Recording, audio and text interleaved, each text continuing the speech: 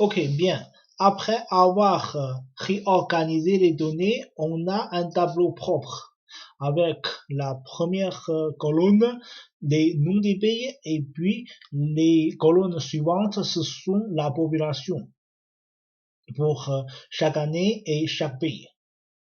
Donc, est-ce qu'on peut commencer à classer les pays, par exemple, sort, values, par exemple, pi égale à quoi? Égale à, selon l'année 1960. Est-ce qu'on veut déjà, ah bon? Est-ce qu'on veut l'ordre ascending égale à false, ça veut dire que de l'ordre décroissant. Même si de l'ordre décroissant, est-ce que Hongrie est le pays plus peuplé? Non. Où vient le problème? Donc, même si c'est décroissant, c'est pas Hongrie, c'est pas Hongrie le pays plus peuplé. Où vient le problème? Ah, c'est parce que les ici c'est encore les chaînes de caractères, ce n'est pas vraiment les chiffres. Donc 9 est le plus grand. Donc si on a de 9, c'est-à-dire la chaîne de caractères plus grand. Donc on regarde, on ne prend pas ça comme un chiffre. On prend ça comme une chaîne de caractères. Donc c'est pas ce que l'on veut. On veut que tout ce soit chiffre. Et il y a d'autres problèmes. Il y a des endroits qui n'existent pas encore pendant les années 1960. Donc ça n'existait pas. On doit quand même négliger tout ça. On va le forcer à zéro. Bien. Donc on va convertir. Donc on doit convertir d'abord les données. Convertir. Comment les convertir? On va avoir un loop pour convertir tout ça. Donc avant ça, on veut colonne names. Colonne names égale à p tribal colonnes to list. To list. Ok, colonne names. C'est quoi colonne names? Ok, on a country et puis les années. Ok, donc colonne years égale à quoi? Colonne names à partir du premier. Ok, colonne years. Ok, on a ça. Et puis, on veut avoir quoi? Country names. Country names. On a combien de country? Donc, on a pay, tribal et country. C'est facile ça. Country names. Ok.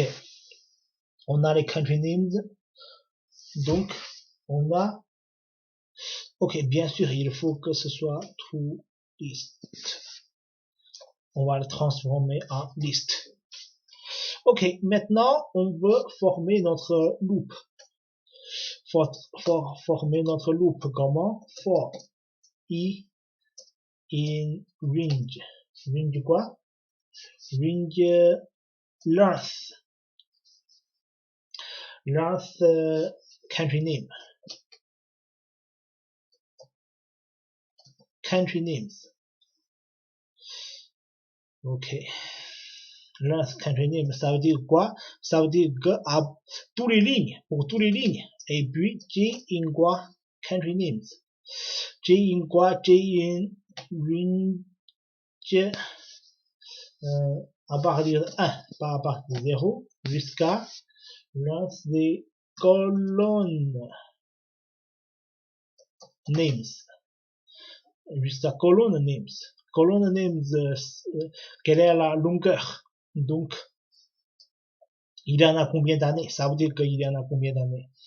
Et puis, pour chaque table, non, pour chaque, on peut dire chaque élément. Donc, log, ilog. Ilog, c'est pour appeler les éléments dans la position I et J. Ligne I et colonne J. On veut le transformer en quoi? On veut le transformer en string. String. Donc, en string. Non, on va transformer en int. On va le transformer en chiffre. Est-ce que ça va marcher? Je vais essayer. Ah non, il y a des erreurs. Ah oui, on a vu tout à l'heure. On a vu tout à l'heure, ptable. Il y a quelques endroits qui n'avaient pas encore été donnés à ce moment-là. Donc, il y a des erreurs. Donc, on veut essayer cette structure try except. Try, ça veut dire que s'il n'y a pas d'erreur, on fait comme ça. S'il y a des erreurs, ça veut dire que s'il y a des chaînes de caractères, on ne peut pas transformer. Comme ça, les chaînes de caractères, on peut le transformer en chiffres, mais les chaînes de caractères comme ça, on ne peut pas. Donc, pour les chaînes qu'on ne peut pas transformer en chiffres, on le transformer en quoi? On le transformer en 0. On va le noter comme 0. Ok, bien. De cette manière, comment on peut avoir log is very instant, you name you column. Int ptable log int. Qu'est-ce qu'il y a? Si canvas. Ok, je vais voir. Si on a réussi, on a quand même réussi. Il y a des warnings, mais a value is trying to be set in a copy of this from ça. Ça, c'est une erreur, je ne pense pas. Ok, on continue. S'il y a des erreurs, on s'arrête. Maintenant, on peut essayer, est-ce qu'on peut les classer ou trier avec un certain, selon les valeurs, values. Les values pi égale à, par exemple, les années 1960. Ok. Ah bon, il faut que ce soit décroissant. L'ordre soit décroissant. Ascending égale à false. Ok. Chine, India et les États-Unis et la Russie. La Russie? Ah bon. Ok. Ok, c'est bien logique. Donc, c'est bien logique. Ok. Donc, c'est pas vraiment des erreurs. On ignore ça maintenant. Et puis, ce qu'on veut, c'est quoi? Ce qu'on veut, c'est les premiers 10. Les premiers 10 pays les plus peuplés. De Chine jusqu'à Italie. Ok. Je vais ça donner comme data frame population. Ok.